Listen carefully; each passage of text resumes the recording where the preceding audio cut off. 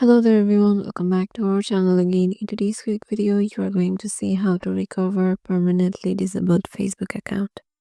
So if you have disabled your Facebook account, you can just follow the steps I'm going to tell you. So keep up with us.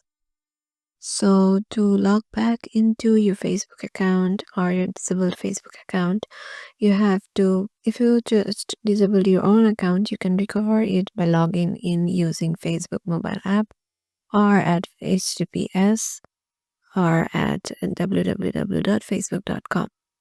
If you choose this option to permanently delete your account, you'll only have a 30-day window during which you can reactivate.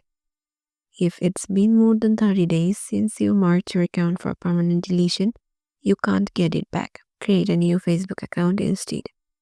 So if you don't remember your password, click on Forgot Password and follow the on-screen instructions to reset it. So then click the deletion if prompt.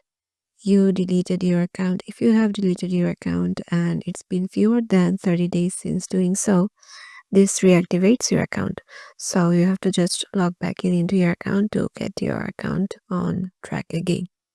So yeah, this is how you can just recover your permanently disabled Facebook account.